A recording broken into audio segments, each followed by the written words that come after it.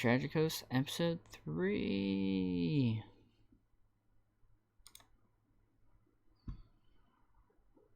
No, don't make me sign in.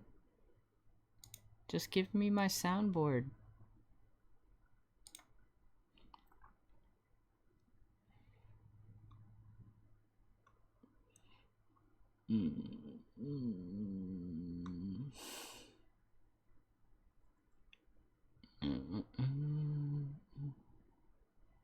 All right. Let's go. All right, this is your host, Marco, also known as Zarif, and I am co-hosted by Kevin, also known as Car Panthers. This is the Tragikast weekly podcast where we talk about mostly nerdy things in video games. If you see our clan tag in your game, don't back out. You'll probably win. Man, so July 4th kind of screwed with my brain. Didn't have anything prepared, but here we are. We played a decent amount of games this weekend, though. Yeah. Being off, or half day Friday. Yep. Nothing to do. I had no vacation plans, so yeah, the past 3 days I've just pretty much sat at home and done nothing but play video games. That sounds like a good weekend. Yeah. And I got another day of it tomorrow too, so. Sweet. Well, I know from last week's episode that we tried to get the Zombies Ate My Neighbor thing going on, but we weren't able to test our share play theory. No. Yeah, there seems to be some issue going on with PlayStation and Zombies Ate My Neighbors. Based on what I've seen, it's hard to determine who's really at fault here.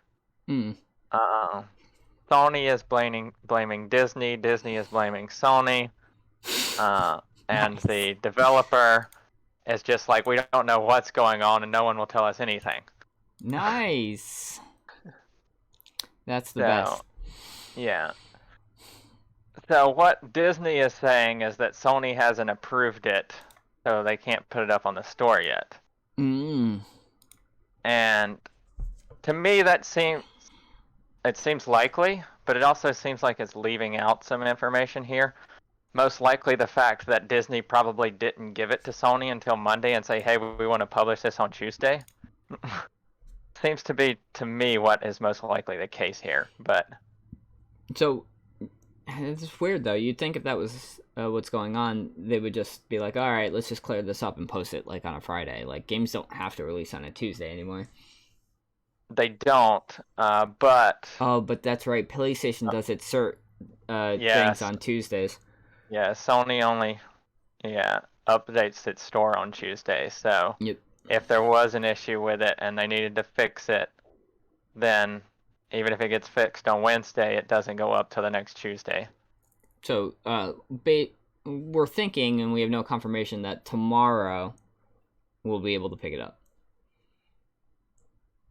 That's a possibility. I have heard nothing, and I haven't even seen any new news, or they haven't even said anything about it in like 2 days. Nice. The developer had been responding to like posts on Twitter about the fact that they didn't know what was going on and they were still trying to get information, but those posts have seemed to stop.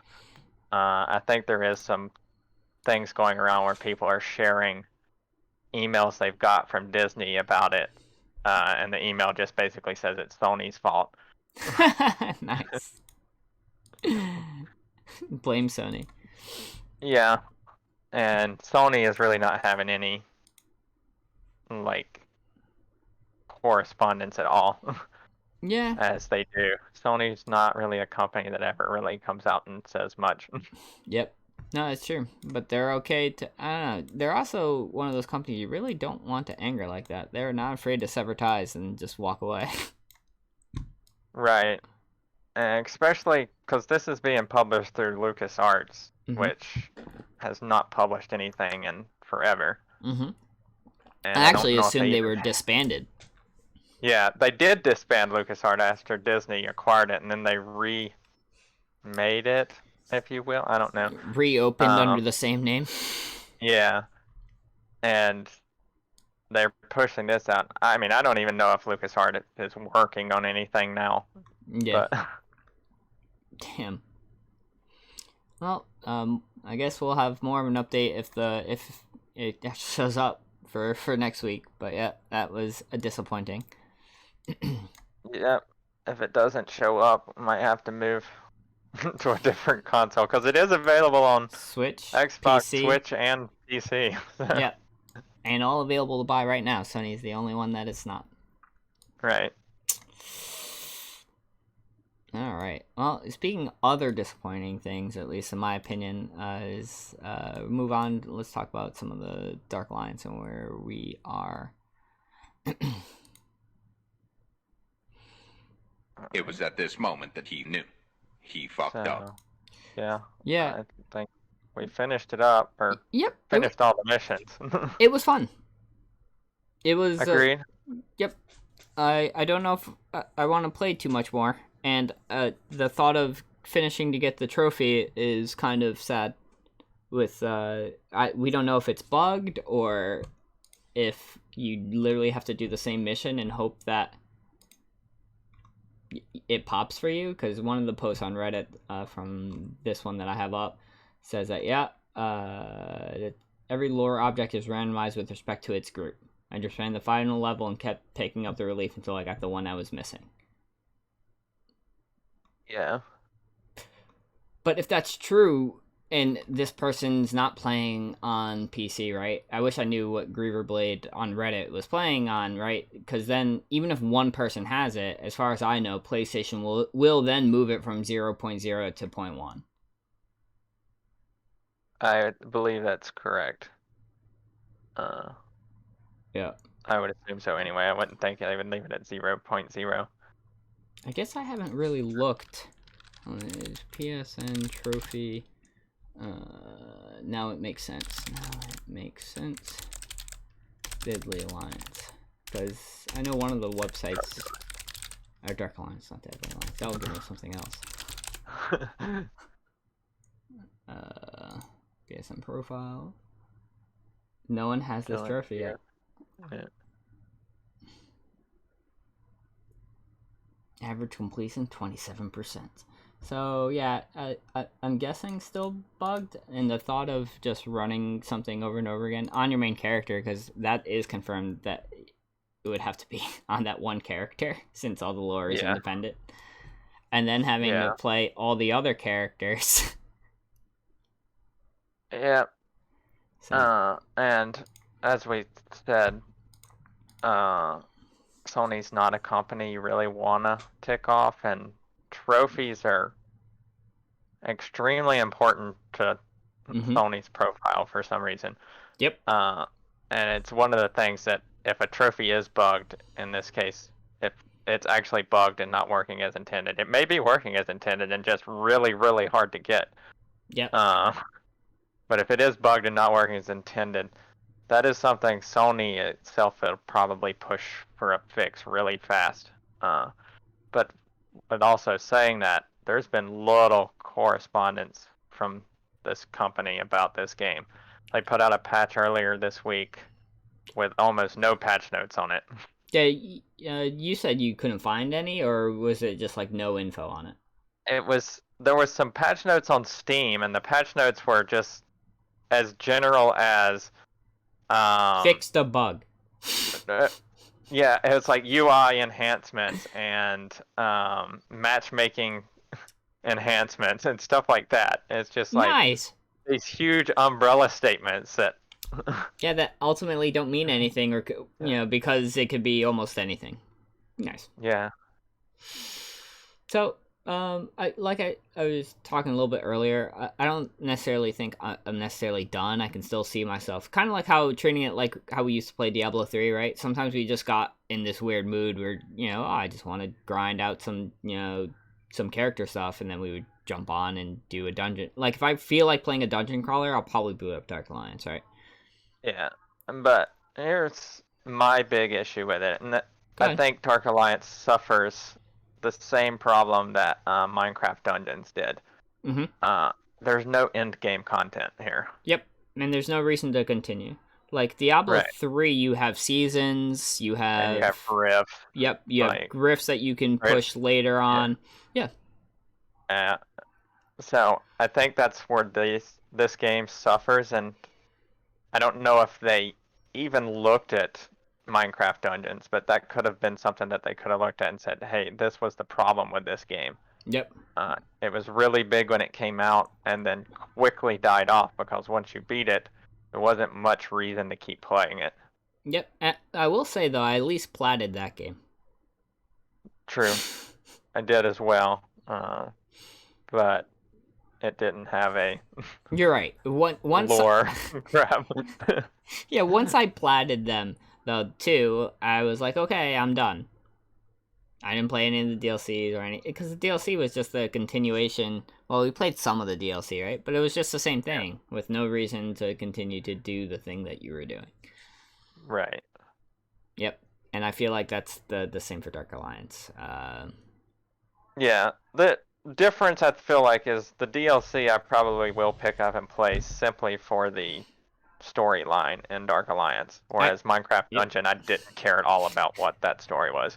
I couldn't tell you outside of the bad guy picks up staff that does something. What else was going on in that game? Yeah, I really don't remember either. Yep. That, and I'm a huge Drist fanboy, so you're right. When the DLC drops, I'll probably play it back on Drist, maybe see where the lore objects are, or that trophy is, and probably because Platinums don't care about DLC, and that's something I do like. So just focus on the primary, stuff while not really caring about the DLC trophies. Yeah, where I stand on it is I'll keep the game installed on my PlayStation, so when I turn it on and it ever patches automatically, I'll be like, oh, there's a patch, let's go see what that patch is, if they decide to ever actually do patch notes. Actually give you notes? Yeah. And likewise, if Ryan wants to get on and play, I'll because he's easily not done get yet. on and play with him. Yep. But not something I'm going to jump on and play by myself, or probably even with just you. I feel like I should be offended, but I'm not. You're right, though. If we're going to probably play games right now, we're probably just going to play either Fall Guys or COD. Right. Yeah, it makes sense. All right. So let's move on, talk about still in the D&D sphere, but instead of games, Critical Role. So the new Exandria Unlimited. I'm going to go here, and then... It's time to die, Dragon! Alright. So we watched both these episodes, both of us. Yep. I think last time we talked, I had only seen like half of the first episode, and since then I've watched the other half and all of the second one as well. Yeah, you watched yours on the replay, you said, right? On Friday? Yeah. Yep. And with your summer hours, you'll probably continue to do that. Probably, unless I have something else that comes up on Friday after work, because sometimes when I make appointments and stuff, I'll do it at like 2 o'clock on Friday since I don't have to work, so I don't have to take time off. Yeah, no, it definitely makes sense. I definitely watched episode 2, though, and this is the biggest mistake, the day of. So I was so you stayed up. I was up till 2:30 or 2 in the morning. Yeah, that's rough. And I was a wreck. Well, I tried to use it. I've been having issues falling asleep probably my whole life.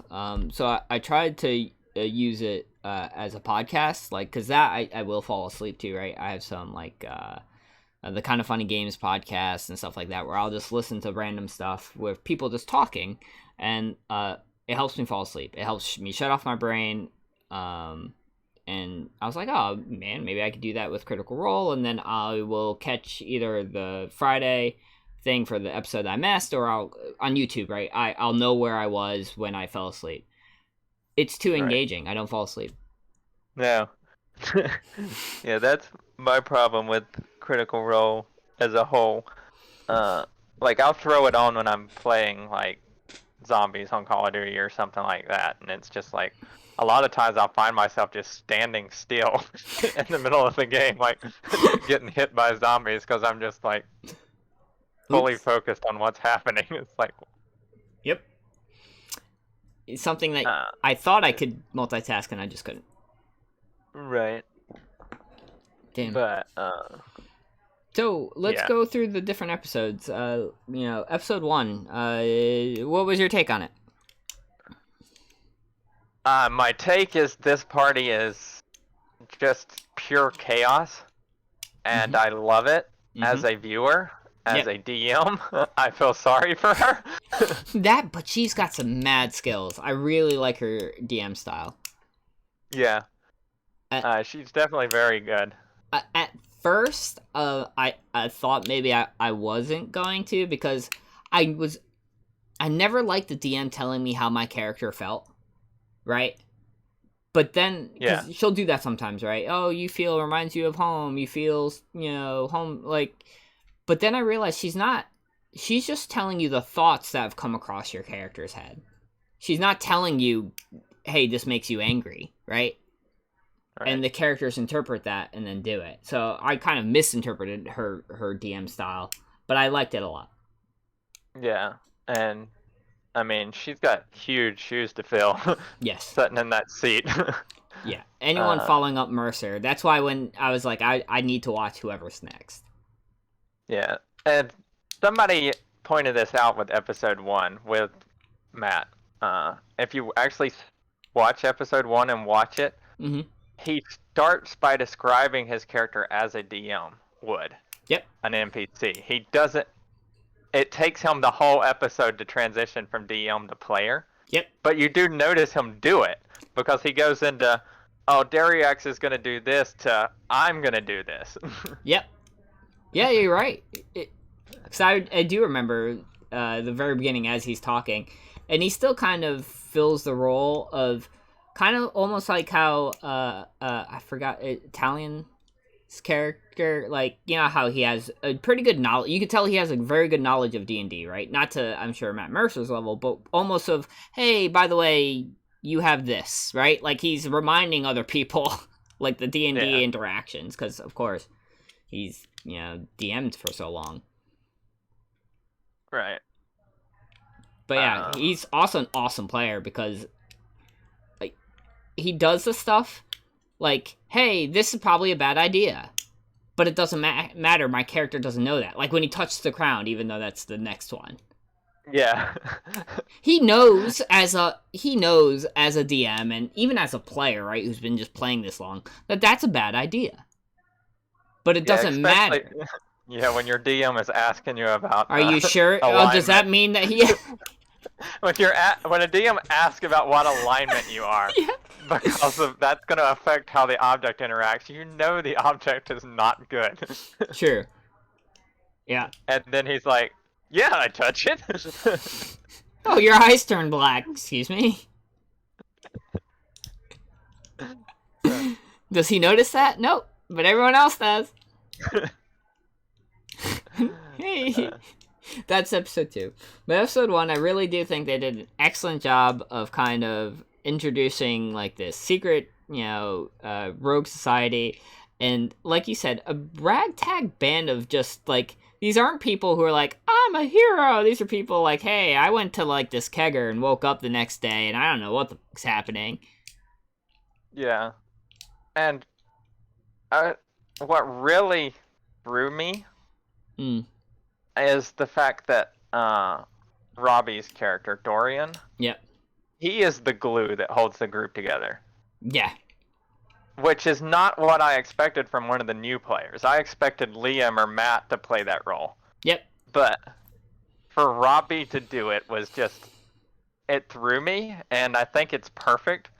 Yeah. Because at the same time, like, his alignment was good, right? So he was affected by the article.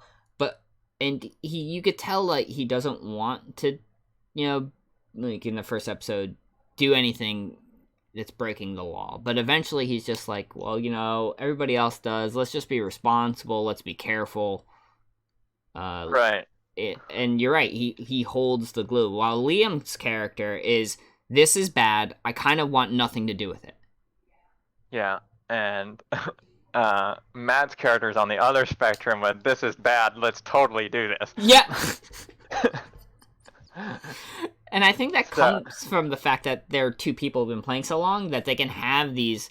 I feel like that's something our campaign suffered with a little bit, and that's my fault as a player. Something I can evolve into, right? Like, you have these two opposing forces between, obviously, I'm talking my character, Lawful Good, with Narith's character, which is Chaotic Evil. Yeah. It's supposed to be neutral or whatever. But still, like, these are... And I always felt like there was just such antagonizing chemistry. Like, I really like Narith's character, right? And I really like him as the player. But I always felt like, why is my character here? Why don't I just kill this dude in his sleep? And instead, I could have approached this kind of like how this group is playing it, right? I could find the intermediate. Like, I could have used Alara, which is the kind of in-between, to be like that glue that holds us together, and be like, oh, he's angry, but he's still my friend, like, you know? Yeah. Yeah, and I think something that we mentioned several times but never really played out in the game was the fact that the reason that Narith was, or you kept Narith around, is because you felt it was better for him to be with you than off doing whatever he wants to do. Yeah. No, yeah. And you're right. Definitely could have done a better job of being like, keep your friends close, keep your enemies closer, even if that was his mentality with him, right? Yeah. Yeah, I never got a chance to really flesh that out, because the character I'm playing now doesn't give a shit about any of that. This is true.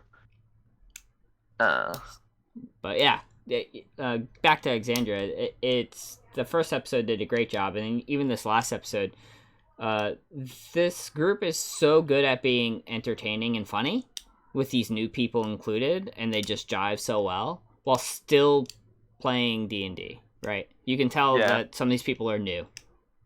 Yeah, like, I think this is the first time that Amy has ever played D&D.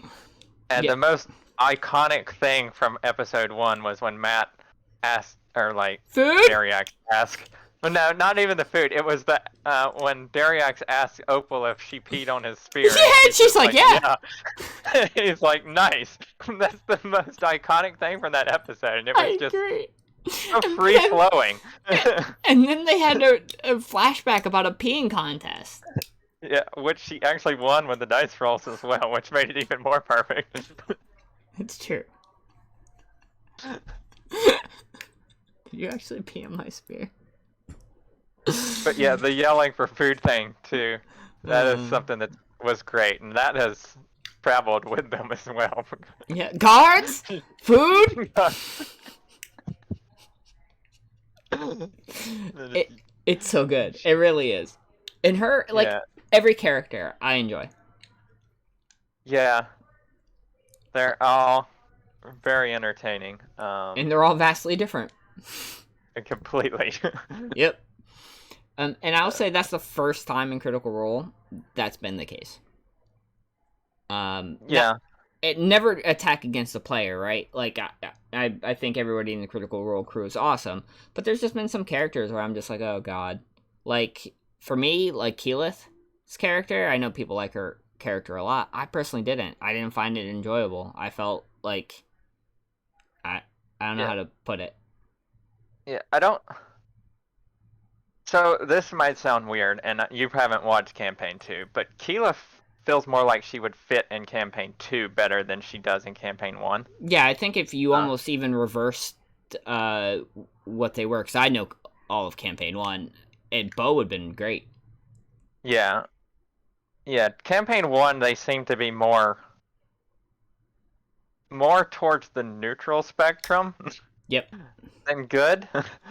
And they're just kind of, we're doing this just because type of thing. Yep. Whereas Campaign 2 was, they are basically all good aligned, or like, for the perspective of doing good for good's sake. Mm-hmm. And so I think Keyleth would have fit better in campaign 2. Yep, I agree. But yeah, I think she played her characters great, and I loved Bo, so it's nothing against, or I loved as much as I've seen of Bo, I guess I should say, since I haven't seen much of campaign 2. Yeah. But yeah, I think you did campaign 2. Jester. Laura is the highlight of campaign 2. Yeah, I love Jester as a character. As much as I've seen, it's funny. And I also prefer Jester, I think, to Vex. Yeah. I agree. Yeah, I mean, like, in campaign 2, there was a whole episode where Laura spent like an hour and a half defacing a temple that led into this escapade where the guards were chasing her and she was using all of her spells to try to escape. It's just like an hour and a half of just her trying to run from guards. That is great. That's amazing. But yeah, that's good, That's the sign of a good character. And yeah. I will say, though, because I'm a rogue fanboy, Grog and Vax are on the other side of the camp for me. Like, I'm not as far as Fjord goes, as much as I know of him, man, I miss Grog. Yeah. It's really weird. I don't want to spoil too much, but Fjord does go through a change in campaign 2. Gotcha. And I liked him before the change. After the change, he was more... I don't know, pretentious, if you want to go there. I gotcha. Something happened. I will have to eventually catch up on 2, and we can have a deeper conversation. But yeah, Exandria, every single character has knocked it out of the park for me. Yeah, and I've watched all 3, not to the end, but... Yeah, majority of all of them. Yeah, but I think Exandria is my favorite combination of characters. Yep. Just the party as a whole is my favorite so far. Yeah. Yep. I would agree with that. It's been awesome to watch, and I cannot wait to see where they go from here. I feel like they make all the wrong choices, and yet it almost doesn't matter, right? Like, sometimes you watch a TV show and, like, characters make all the wrong choices or really stupid decisions, and it makes you angry. Yeah. If that makes any sense, maybe it's just me. But you'd be like, "Why, who the hell would do that? Like, no, this is stupid. I don't want to watch anymore." But they make all the wrong choices, and I just sit back and like, "Oh, how this is gonna f with them now?" Yeah, it's like, yeah, let's join this criminal underworld. Yeah, it's like, I know. Yeah, let's steal from the criminals. It's like, how many bad decisions can you make? Let's go take this stuff to the Parashari. Let's not give this stuff to the Parashari now that we're here. It's like... don't even under... Why did we even come here? Oh, it was great, though. It really is. Oh, man. Yeah. We're only 2 episodes in, but I'm already hoping this goes further than the 10 that was forecasted. Oh, it was 10 the forecast? I think so. Gotcha. Oh, man. It's so good. I probably, until the 10's over, will probably have a section just to talk about the latest episode. But, yeah, the highlights from 1, I think, outshine 2. There's really not too much besides, Again, another dumb decision. Just, hey, monkey, go in there. Little mister. I think 2 was more of the... They were finally more combat-oriented. It was... Yeah. I know there was a little bit of combat at the end of 1, right? Yeah. It literally took almost the whole episode. Yeah. Which is fine. But... I mean, you have your combat episodes and your roleplay, but I do think this group shines with roleplay. I agree. So, I think the roleplay episodes are going to be far better than the combat ones. Well, that, and especially because, as you know, as a long-time now player, right, like, level 2 characters aren't exciting. Right. And... like, what are you going to do? Even though, holding down for the Warlocks, she's got how many kills, confirmed kills under her belt right now? Yeah, and can't even use any spells. Yeah, which is also hilarious, by the way. I love the fact that her patron is her sister in her mind, right? Who and just like siblings do, goes. I'm trying to help you, and you're not listening. So you know what? Go fuck yourself. No, you can't use your magic. And then her being so stubborn, like, fine, I won't. I don't know, it's great. Yeah. I don't know if you caught this. After the credits roll, it cuts back to the DM, and she does a monologue. And the monologue after this one was a monologue from Ted. Oh no, I haven't seen the monologues because as soon as the show's over, it's 2 a.m. I roll back and go to sleep. Yeah. I should try to watch those monologues then, because I think that would be interesting. Yeah, I didn't watch the one after the first one. I saw the one after the second. How long is the monologue? It was only a few seconds, I think. Oh, good. I'm gonna watch it right now. Hi. Yeah.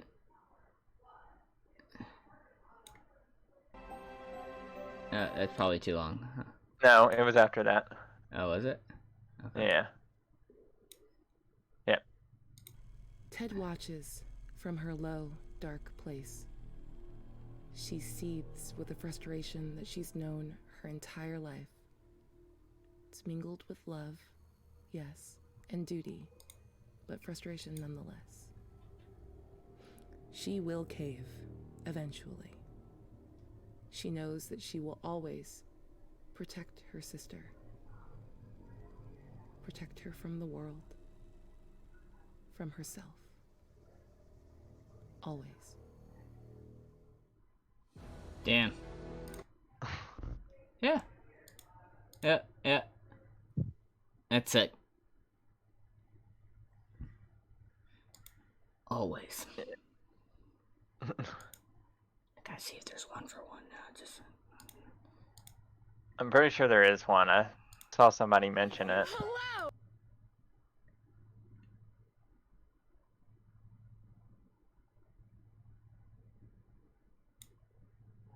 You all again.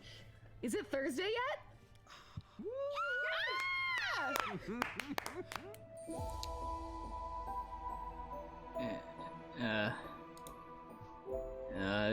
I did a much better job the first time around, but it's so long, they don't have the plus. Yeah, and I can't hear your thing, so I'm just watching it. I'll relay it. As the weather worsens in Iman. As the weather worsens in Iman. Slowly, through the weather, footsteps are heard, and Posca stands in front of her warehouse. She walks in, sees the corpses, the destruction. And then she sees the door at the back of the warehouse open, and a box pried open. And at that point, she turns. And into a small sigil, tattooed on the inside of her wrist. She speaks. 3 simple words. Burn it down. And across town, in the upper slum, the penthouse is set ablaze. Damn. Pasha. I don't understand why they didn't just throw her to the guards for real. Yeah. But, like I said, this is a series where I love the mistakes, or the perceived mistakes and decisions that they've made, right? Horrible decisions. Nothing's really a mistake, right? Yeah. And if you actually look at their characters and their stats, almost every single one of them has a negative modifier to intelligence. Wow, this makes a lot of sense. I think Liam's character is the smartest one in the group, and I think he has like an 11. And that's why he's just like, I don't know, guys. This doesn't seem very smart. Well, yeah. That is always excellent. So, get ready for episode 3. Yeah. All right. Just So, hope, go ahead. hopefully they don't run into anything like intellect devourers that require intelligence saving throws. you know, they probably will. Probably. All right. Let's talk a little bit about you're playing a Code Vein, and towards Indeed. the tail end of it. Right. I am within striking distance of finishing the game. I have 2 bosses left. So far, I am thoroughly enjoying this one. As I think I mentioned a couple episodes ago, I love the idea of Souls-like games. Mm-hmm. I'm terrible at them, and Yep. which in the end frustrates me, and I stop playing them. Yep. This one has been far different, mostly because it's easier. Yep. Being the fact that you have an AI companion. Helps you out. But yeah, so there's that. But the story with it and everything, because most Souls-like games don't have a like actual story mission or like story written out. Your story is based on the lore you find. This actually has cutscenes and things. Yeah. But it's really good. I hadn't. Oh, I just bought the base game, but I looked earlier and was thinking about buying the DLCs for it now. Nice. That's a good sign. Yeah. How many hours in are you? Ooh, I don't know the time on it, but I would say probably over 60. Gotcha. I mean, that's a sizable amount of time. Do you think now that this game, you've progressed so far, that now you could play something more like Bloodborne or, Souls and probably have a better, time? It depends. Or... Yeah, it depends on what type of class I ran. This one has a 100% block class that you can build. Oh, nice. You can just stand and hold block and take no damage. Does it use the which also stamina makes draining effect or no? It does, but like I think I mentioned blood cores or Yep. blood codes that give you abilities and stuff like that. One of them has an ability that decreases the amount of stamina blocking takes. So you get that, throw it on this sword, which blocks 100% of damage taken, and you can literally set and hold block while your AI companion just wails on them. Well, yeah. It's not the most fun in the world to do that, but if you do get stuck on a boss, it makes it a little easier. No, I got Which you. is kind of what I've been doing. I've got 2 builds because you can change stuff on the fly. That's if good. you want to. So, I really like playing the like one-handed sword mobility build, but I'm really bad at it. So I die a lot, Yep. and it's not very good for bosses. So a lot of times I'll play it through the stages, and then I get to the boss, and I'll try it a couple times, and then die, and then switch to the block. tank. Yep. Yeah, and then just beat the boss that way, and then move on. Yeah. So as far as that correlating over to like Demon Souls or Dark Souls, I don't know how well that would transfer over. I've watched Lupo play a little bit of what's the one, the PS5, the remake? Demon, right? Demon Souls? Yeah, Demon Souls. And he was playing a big shield mace build. It definitely wasn't traditional, and the chat was yelling at him for a lot of different choices, which made it not fun for him. So I think it's supported. I just don't know enough about it. Yeah, I've probably 2/3 or 3/4 of the way through Demon Souls on PS5 because it came with my PS5. Yep. And Demon Souls is, most people will tell you, is the easiest one. Oh, really? I didn't know that. Yeah. Well, one of the easier. Dark Souls may be easier than Demon Souls, but it's definitely on the easier side. Yeah. But it has a cheat build, if you will, if you play mage on that, you can just snipe stuff. Nice. Love it. So I played a little bit of mage, and like literally one of the boss fights, you could get or position yourself where there was something between you and the boss, and then just cast poison on it and watch its health just tick away. And it took like 10 minutes, but you could kill the boss that way. So, I mean, most of these games do have cheat builds, if you will. Yeah. But I do think sometimes they take away from some of the fun, because, like, even this one, just sitting and holding block is not terribly fun. No, exactly. Sometimes the end goal is worth it, and sometimes you're like, I just trying to jam this to have some fun. Yeah, but sometimes the block build didn't work for me, because there were enemies that would hit through blocks. And so you would have to run a dodge build, and that class had no dodge. So, yeah, ouch. Yeah, that's how I play most of the, I'm not huge into them, but I don't mind them. I always choose high mobility. I like that in all my games. I do know that Code Vein, I know most of the Souls-like games have built-in multiplayer, but you have to have items and stuff to call help. Code Vein is set up where you can just invite people. Oh, nice. You don't have to have the items or anything, so you can just invite somebody and they can jump in your game.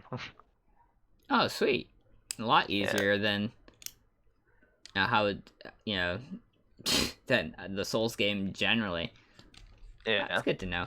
And Elden Ring, by the way, and I keep meaning to bring this to you, is what Bandai Namco is working on next. I don't know if it's going to be traditional hardness or anything like that. It will be. It's supposed to be a spiritual successor to Dark Souls. Yeah.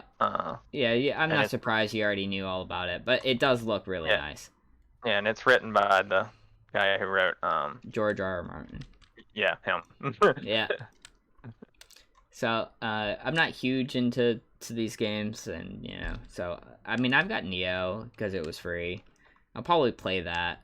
I've got Bloodborne. I still haven't beaten that. Like, I don't know. If I ever get to the point where I feel like, I want to play and beat these games, then I'll probably pick up all the good ones, like Sekiro. Yeah. Stuff like that. I was playing through Neo and got frustrated with it, and then got Code Vein. So I may go back to Neo. Yeah, let me know if the transition's easier.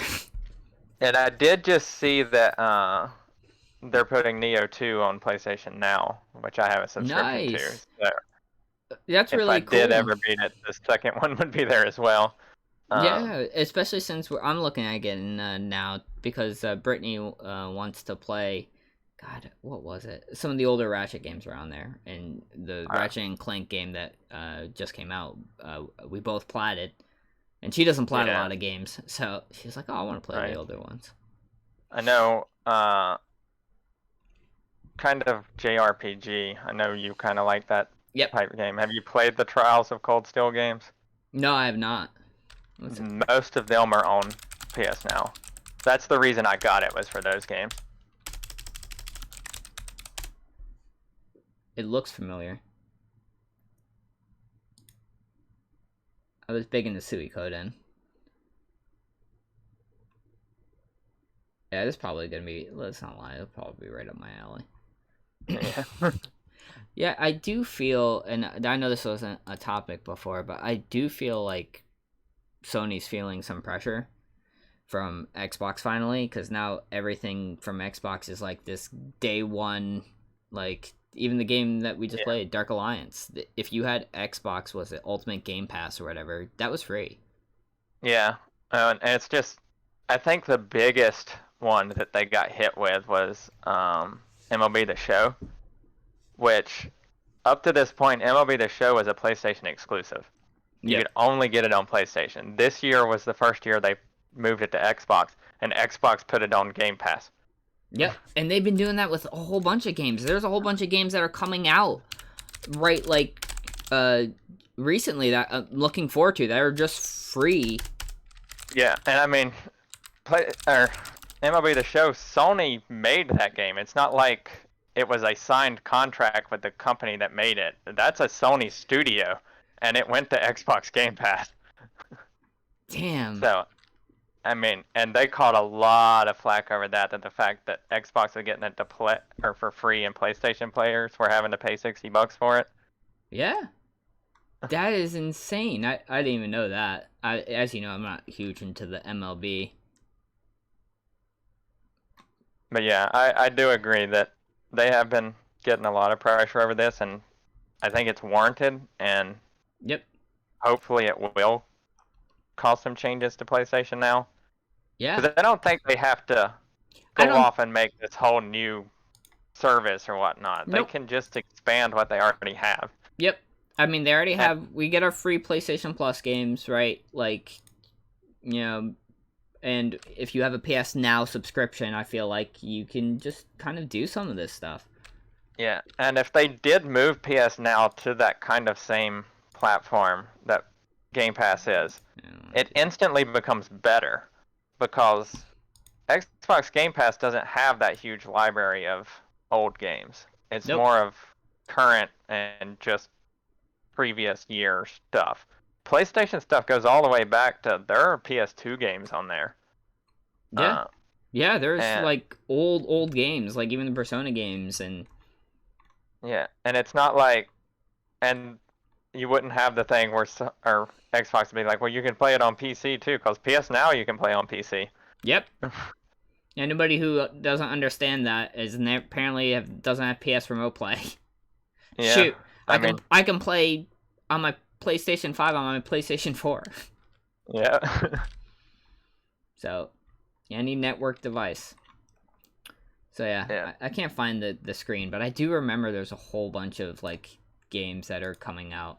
I want to say Outer Worlds 2 too, and I was like, are you serious? Like a whole bunch of just day one. Outer Worlds 2, the new Bethesda game. Yep. Starfield. Yep. Is that it? Yeah, that one was on there. Halo's Infinite. Yeah. I think I saw it was something like 6 games in 6 months, or like 6, something like that. Brand new games. Yeah. This is announced at 2019, so this is not really going to be what I'm looking for. But the point is so feeling that pressure, it can only be a good thing, right? As I'm not switching to Xbox. I'm not going to try to hunt down an Xbox One. If Sony doesn't kind of do those things, though, I may buy the Game Pass because it works with PC. Yeah, I've considered that as well, and especially if they start pushing more and more Bethesda games to be Xbox exclusive, as you expect them to. Yep. Yeah, that Fallout might be what pushes me. Yep. Most of the stuff on Xbox Game Pass, I'm just like, about. But the Bethesda acquisition was pretty big for me. Yeah. I'm not a huge Fallout person. No, but I like Fallout, but no, the new Elder Scrolls when it comes out in 6 years. Yep. You mean when they're finally stop making Skyrim again? Yeah. That one will be the one that gets me, probably. Yep. Yeah, if they don't, I feel like they have to almost make, and maybe I'm wrong, but I do still feel like that has to be an all-console release. I agree. I would like to agree. Yeah. But the fact that they're moving Outer Worlds to Xbox exclusive kind of is a bad sign to me. They move what? Outer Worlds is an Xbox exclusive? 2. Yeah, Outer Worlds 2 is. Alright, I'm buying a Game Pass. Yeah, that was the bad sign for me. God damn it, why? Well, at least we'll be able to if you're also thinking about that, then we'll still play games together. Because that's the big thing for me, right? Like, I love playing games with Ryan. And Ryan doesn't really, like, he doesn't play PC games, and, you know, he obviously is not going to get an Xbox. Right? So, like, a lot of times when a new game comes up that Ryan may also play, I'm like, I'll just get on PlayStation. Right. It's just easier for everybody. And I prefer PlayStation, so I like the trophies. I'm not gonna lie. Yeah. Yeah, I usually prefer PlayStation for most things as well. Yep. But I do think we're seeing a bigger shift to crossplay across all platforms now. So Yep. in the coming years, that's not going to be as much of an issue. You're going to be able to just buy it on whatever you want and Yeah. play it together. Especially with Sony's deal with Discord, which is going to bring Discord to PS5. Oh, thank It's going to God. make it a lot easier. Thank God. Yeah. Yeah, you're 100%. That, and I gotta be real with you. Most games that we play, I prefer playing on PC. I just don't. Like, on COD when I play with you guys, the PlayStation 5 has, as you know, mouse and keyboard support. So I play COD up with my mouse and keyboard even though we're on PlayStation 5. Yeah. So, yeah, maybe that won't change that much then. Yeah. Yeah, I'm probably gonna buy the game. Interesting to see. Yeah. But we did deviate a little bit off of our. Oh yeah, we're talking about code vein. Well, I was just. Obviously, I'm enjoying this one and looking forward to a sequel if they do decide to go for that. But as far as new ones coming out, I think I mentioned this that they were working on a Souls-like Final Fantasy game. Yep. I saw a whole bunch of streamers playing the trial, and then I could always tell when someone who's playing a game that doesn't play Dark Souls or anything like that because of, they'll die in combat, and they'll be like, this is bullshit! And I was like, oh man, no, that's your fault. That is your fault. He's glowing red. I did remember, now that you mention it, there was something about a demo that came out. Yeah. But it was timed, wasn't it? Yeah, it was a timed demo. I think we missed it. Yeah, we did. I was really busy with work that day, so I didn't have a chance to really do much. But I was watching people play it, and I was like, oh, this actually looks like it could be pretty interesting. Forgot what the name was, Strangers or something. Final Fantasy Stranger of Paradise. There it is. Yeah, this is it. Is an upcoming action role-playing game developed by Team Ninja. So yeah, it's the Square Enix, but with the Team Ninja people. Yeah. Yeah, it looks interesting. I ain't gonna lie. It's probably also day one. Game Pass. Maybe. I'm kidding. Square has always had they're always more Sony-sided. Yep. True. And they're the publisher, so. Yeah. But yeah, no, definitely, man. I probably won't pick this one up like day one. I'll probably wait, watch some people play it. I don't want to say read reviews because honestly, I find that I don't agree with a lot of critics. Oh yeah, I don't read any critic reviews anymore because after IGN's whole what was it, 7 out of 10 too much water thing, that's when you figured out that when it became completely obvious that critics reviews are paid for now. Yep. If they don't pay, then you're not getting a good score, and then they score stuff like a 10, which is just terrible. Yep.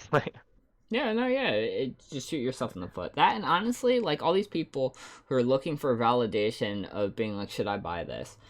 I don't understand, because what I do with a game that I'm interested in is I pull up Twitch, I go to the game directory, I go to the person on top, and if he's not annoying, I watch, or she, and I can figure out just from the mechanics if I will like this game or not.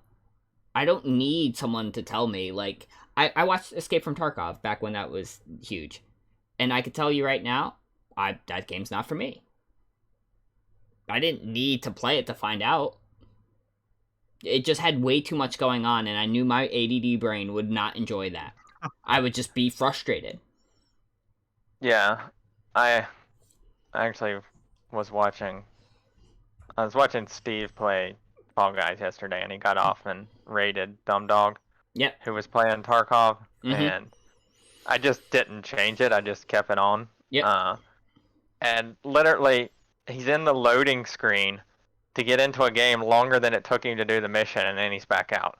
Yep. Like, Yeah, you're waiting 5 minutes to do a raid that can take a minute, depending if you find something really good and just extract. yeah. Yep, just not my game. Nothing wrong with it. If you like that game, I'm not trying to talk crap. I mean, I think it's a fine game. It's just not a game for me. Yeah. It's like, just watch people play the game. You should know based off your own preferences if you'll enjoy it or not. Yeah. In most cases, I agree. I find it hard to make myself watch people play games with a lot of story element for spoiler reasons, I guess. Oh, yeah.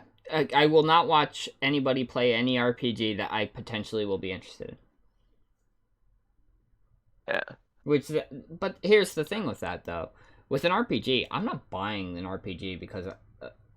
and maybe I'm different with this or weird with this. I'm not buying it because the gameplay is going to be really good. I'm buying it because the story is going to be really good, and I'm going to suffer through whichever gameplay, and if I'm lucky, the gameplay is fun. Yeah, I'm a little different on that. I actually am on the other spectrum. You're playing it for the gameplay? I can suffer through a bad story on an RPG if it has the gameplay, like, things that I want in it. Oh, that's interesting. Like, for me, Skyrim is a good example. Skyrim has no story. Yeah. You're not playing that game for story. Nope. You're just exploring. You're exploring, but the character customization, the skill trees and all that stuff, being able to craft everything, that is what I look for in a game, is to be able to do that stuff. It doesn't have to be to the same level that Skyrim does it, obviously. Yeah.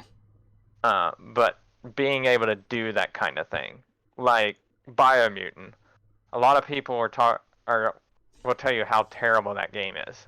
The story is not great, the narration is awful. Yep. But it had all of that stuff in it, and so it checked all those boxes for me, and I loved the game. I platinumed it in like 2 weeks. Yeah. No, I remember you playing a whole bunch of it, and that just goes to say is like that. There's different games for different people, right? Yeah. And that's not what I look for when I play an RPG. I'm not saying I like the exploration of Skyrim, and I like the exploration of a lot of games. I love to explore. It was my favorite thing to do in the Bloodborne games when I was playing it, is just exploring and seeing different things. But I don't attribute that with RPG in my brain, right? Like, even though they are the same, I do not attribute those two things. Like, I can play a game where exploration is my focus and not the RPG. And Skyrim reminds me of that. Breath of the Wild reminds me of that. The story came second. But most RPGs that I think of, like Persona 5, Final Fantasy games, the story's first. I'm going to buy those games unless I don't like the story. Right. Yep. And there's no exploration in, like... Have you played 15? Final Fantasy 15? Yeah. With Noctis? I've played like 3/4 of it. Yeah. Yeah. I mean, the gameplay's fun, but like it doesn't have a lot of that stuff. There's really not that much to explore. There's some. But yeah, I get you. And ultimately, this tangent is about Code Vein and how at least you're really, really good about, interested in it. And I'd be interested to see, because you'll probably reach Nia before I do, when you go back to it, if you're like, oh, I'm better at this game now, right? Like, sometimes you get better at platformers, right? By, like, the only reason, and I'm not the best Fall Guys player, right? But I'm probably a little bit better than most others, besides, the fact that they're probably 8, because I've been playing and enjoying platformers since I was 8. So, like, this is, like, 20-something years of just, I know how platformers work. Sure, not this one, and I'm definitely, nowhere near the best, but I hold my own. Yeah, and see, that is completely different than my experience, because I hate platformers. Platformers are one of my least favorite genres. Until you make it a PvP system. Yeah. I love it. So, since we're talking about other games, and I know I talked your ear off about it, and I hope people watch the podcast just because more people need to play this game. And this is, I'm going to go on a tangent about Storybook Brawl. I've been absolutely, me and Brittany both, addicted to this game. We wake up and we generally jam 2 or 3 games before we do anything. I'm worried that tomorrow, instead of looking or doing any more work, I'm going to be playing this game. And I'm not even kidding. Like, it's this cute. Are you familiar with the Hearthstone Battlegrounds auto battler? Not really. All right. So basically, what it is a deck building game, right? Where you have to choose between all these, except you don't control the battle itself. The cards are automatically fighting each other based off of I attack the front row first, and then the back row, and they hit random people in the front row. You control nothing. The only thing you control is what you draft. And then there's synergies, right? Like, so this game's like, hey, I want all evil characters. This one all good characters, and they're all from fairy tale. So it's cute art. It's great interaction. It's deep. If you've played an auto battler, I think you should play it. Everyone who's listening should pick this up. It's amazing. If you've never played an auto battler, it's one of those things where even though it's more complex in Hearthstone's version, it's more simpler to start out with. You don't need to play Hearthstone to understand the different mechanics for the game. So even I would suggest you even give it a try. Like, it's free. The tutorials and aren't good. But in terms of like the basic concepts of buying characters, doing the thing, it's pretty easy. And if you need help with that, I'll be streaming it probably a whole bunch, to be real with you. Because it's also in that kind of sweet spot for streamers out there. Because it's not big yet. Like, it just reached open access. So I think the last time I looked, and this would be skewed because LSV, which is a Magic streamer who has a pretty big following, was playing it. No, he's not. So right now, there's only 94 viewers. And there's only 5, 10, 11 people. So this is a game that right now for streaming is just going to be hot. If this game takes off. It's one of those things, right? If this stays obscure and no one knows what the hell Storybook Brawl is and you're a streamer, it doesn't matter. But if this game, it's seriously a lot of fun. So you should give it a shot. Looks like all the Portuguese people are playing. But I can't do it justice by just talking about it. If you want to obviously catch me streaming it later, then you can jump in, ask questions, I'll explain stuff. But yeah, you definitely give it a shot. It's really good. All right. And this is going to bring us back to what are we doing this week? This one's going to be real easy. I'll go first. I'm almost done with my camo grind. I actually see the light in the tunnel. I think there's 4 tacks, 3 assault rifles. So, like, that's what, 7 guns? I finally feel like, oh, man, I can actually do this. So I probably will be doing that. I'm supposed to be playing Magic, because I have that tournament next month. I'm not, but dude, I just don't want to play. Now, what's gonna happen is I'm not gonna play. I'm gonna do horrible in the tournament, and I'm not gonna play Magic for like a year. I can already know, and yet I will still walk through the motions. And then I think when I'm not playing games with you, I'll probably be playing Spider-Man Miles Morales, just because I haven't played it yet.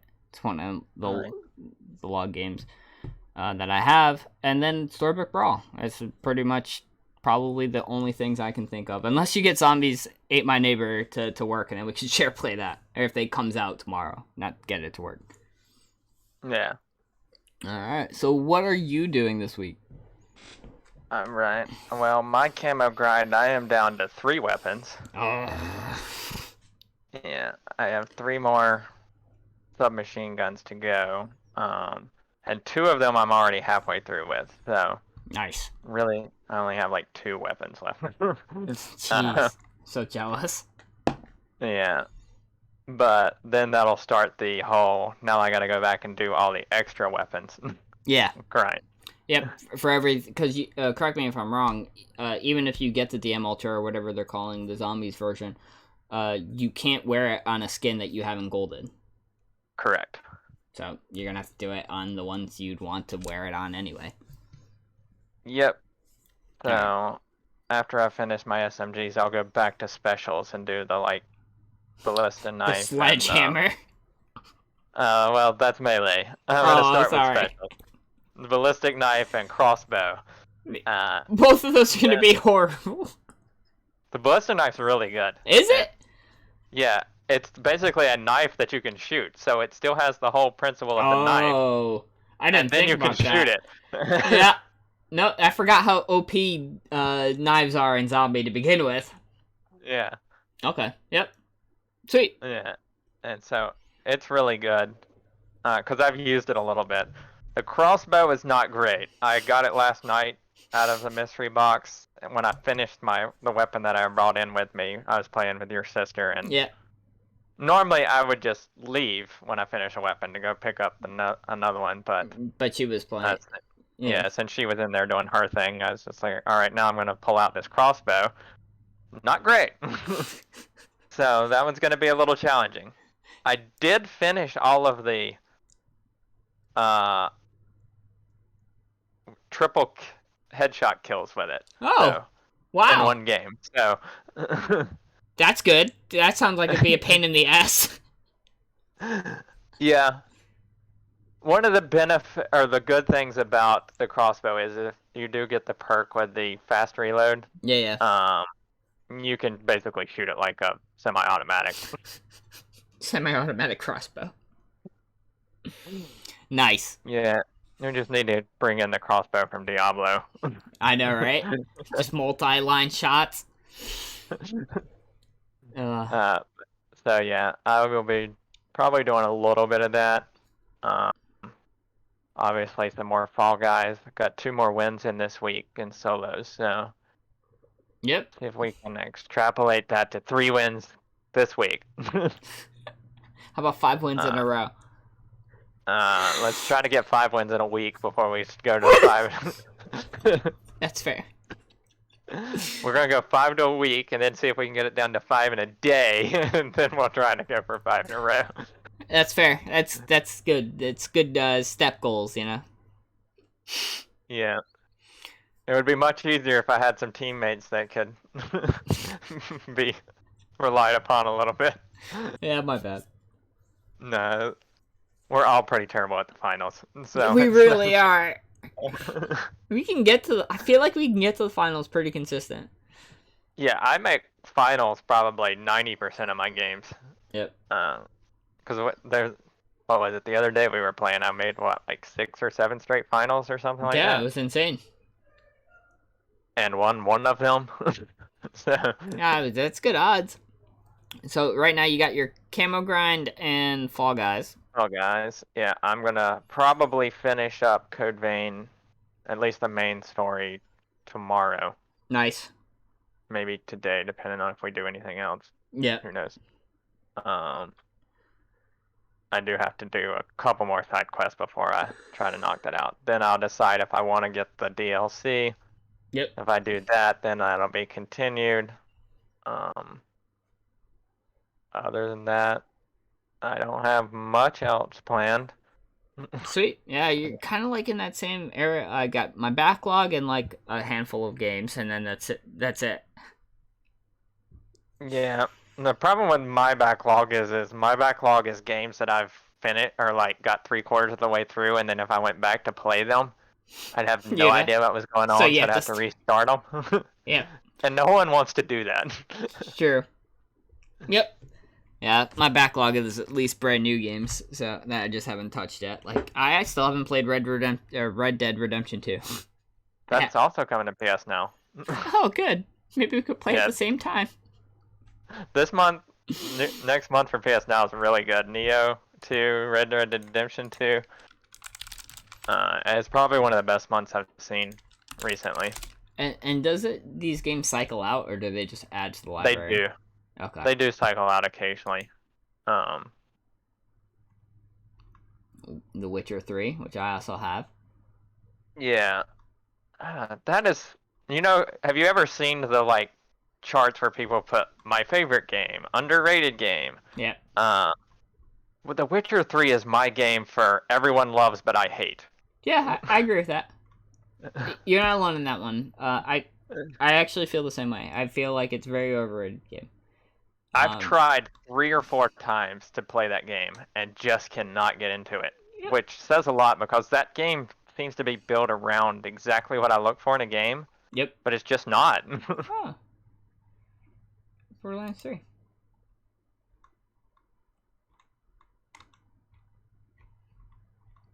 Family-friendly games. Some Bloodborne. I've got that. Yeah. No, I agree with you. Anyway, yeah. I think that will be it for this week. Catch us next week where we talk about who knows what.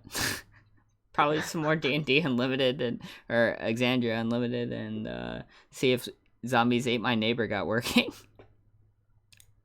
Indeed. Or if we cave and just buy on the place or on the PC.